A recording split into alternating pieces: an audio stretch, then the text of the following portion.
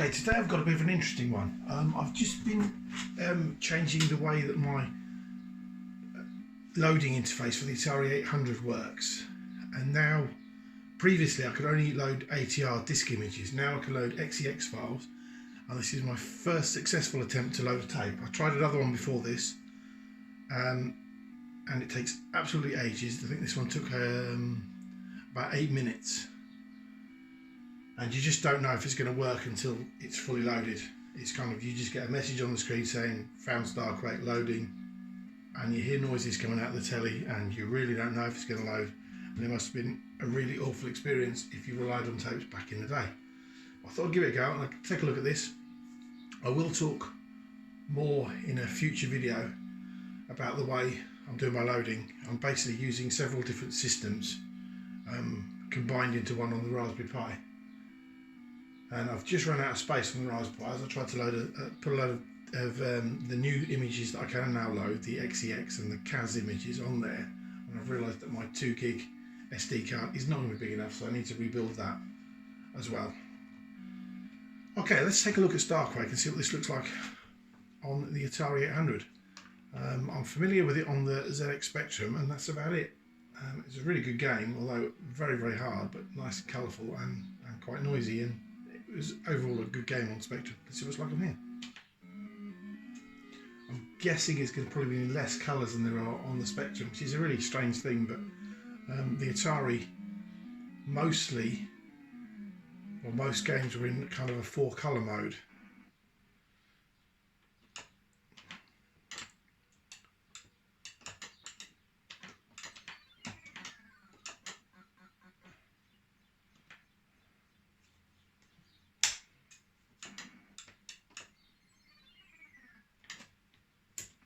I remember how to play this.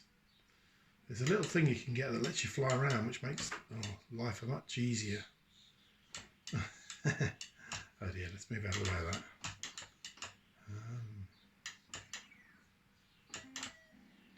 Yeah, I just passed. Okay, there's the thing you can use to fly with.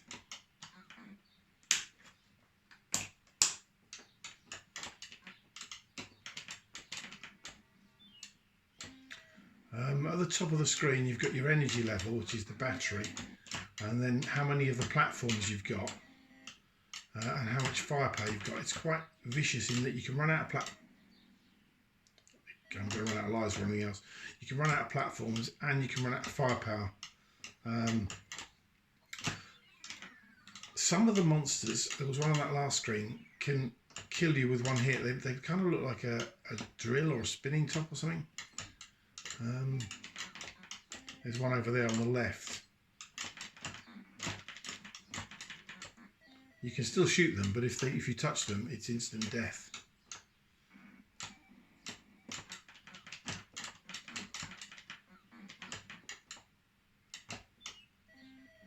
Yeah, the objects you can pick up aren't really as noticeable in this, as they're the same colour as the background graphics, so they don't really stand out as much.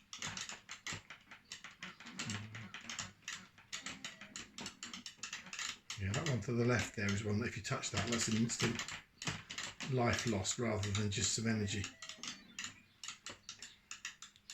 So the object of the game is to pick up the items that are required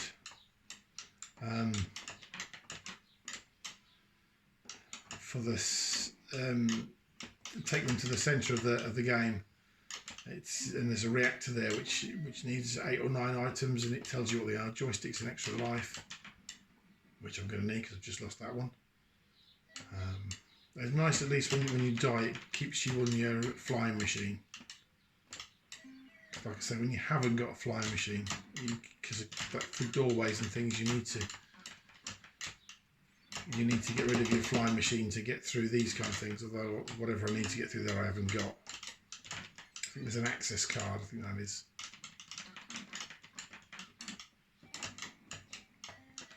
And those Cheops pyramids, you can trade things for other things in those. Yeah, so that's a picture of the core there, which shows you what items I would have needed in that game, but they change every game as to what you need.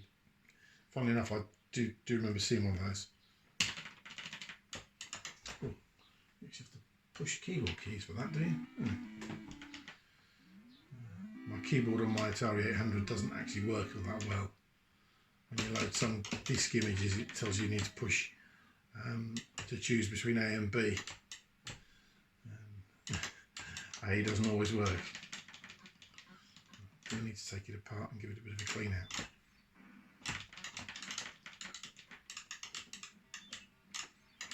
There's a get rid of that thing.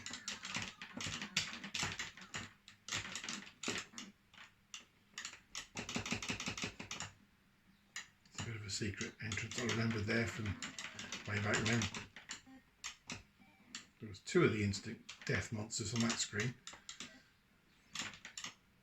You've got to be careful going through monsters as they're materialising, because they could well materialise and be an instant death monster, and then you'll be in trouble. Extra life there.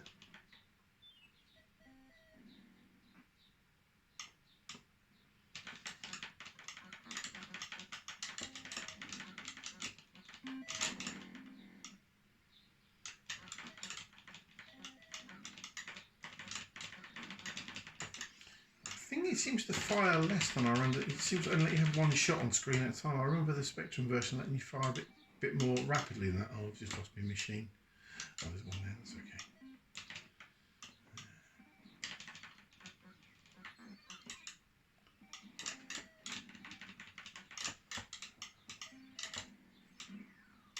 Those kind of, these ones here, I always found on Spectrum are hard to line up to get the, to get back on it. You've got to be pixel perfect lined up before it'll let you push up. Oh, it just died. It's lined me up on it there when I died, but it can be quite difficult to line those up, and it's the same one here. Quite a lot of them, like that one, have got a lip at the end, so you can just walk up to the lip and then you can pick it up. It's a secret passageway, I'm guessing. If I drop that there, I can go use that one. See where it takes me.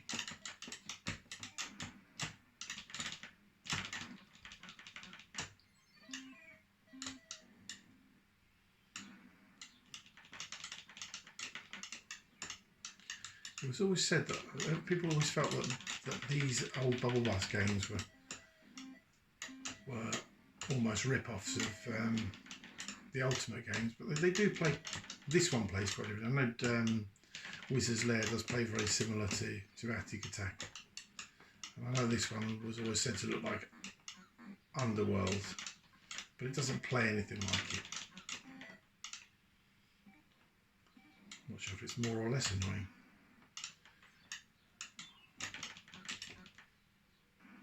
There's an access card there, let's go get that. Okay, so for some things, to pick them up, you need to not have the flying thing so you can push it up on them. Oh, so easy to lose a life.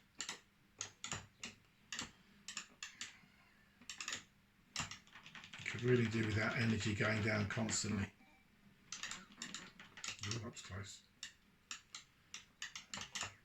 So you can then use, I think you need the access card to use the Cheops pyramids, and then it lets you trade some,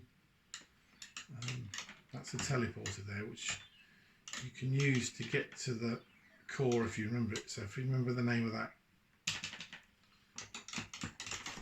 again, keyboard.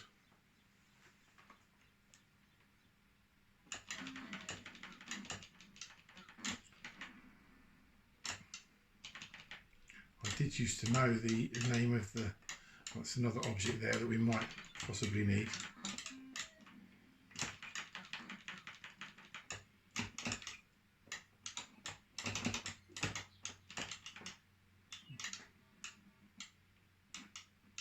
So if we ever do get to the centre of the core, I've got some items which may or may not be what we need, or one item.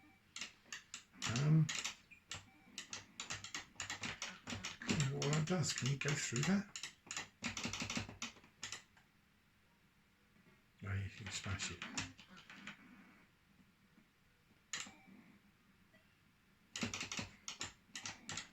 There's lots of ways it kind of forces you to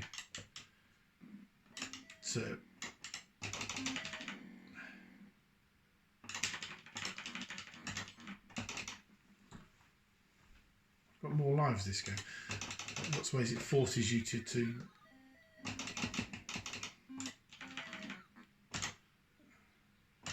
give up your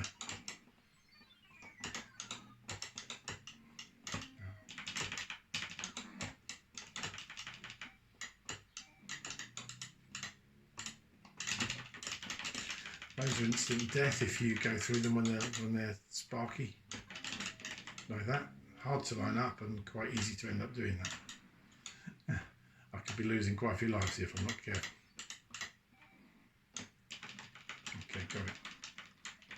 I've got no weapons now. There's some over there. I'll drop that. I've got the access card so I can get through there.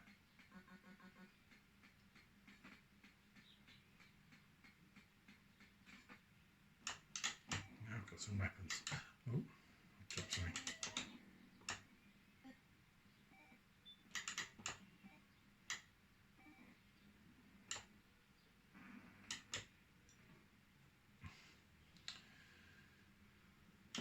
Lives, you need them. So I need to go all the way back up the top and try and find a...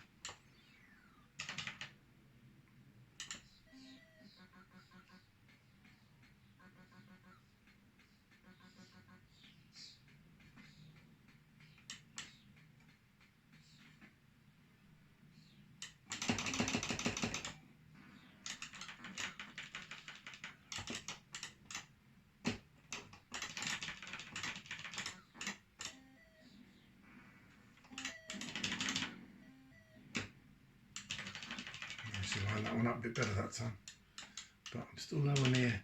Without a map, it's almost impossible to find the core or to get very far with the game. But I'm just giving it a playthrough and see what I get. I would say it doesn't play as well as the Spectrum version. There's another life over there. It's giving me some lives today.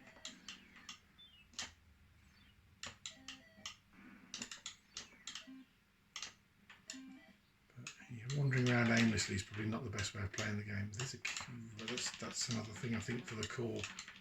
I don't think there's anything else that needs a key.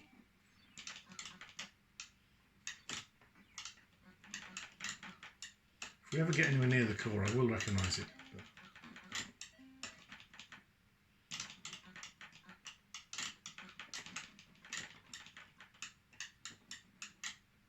But... oops. Sparky bushes. Detrimental to one's health.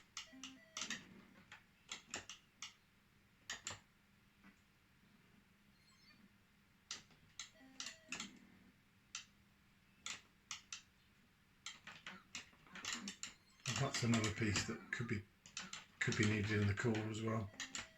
Oops.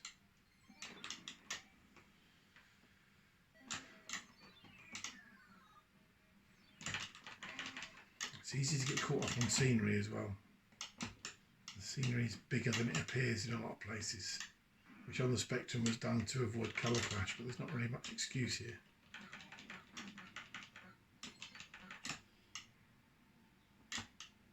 I've not played this on the Commodore 64. I wonder if it looks like a Spectrum port as well, or if it's going to use more colourful graphics than the Spectrum could handle.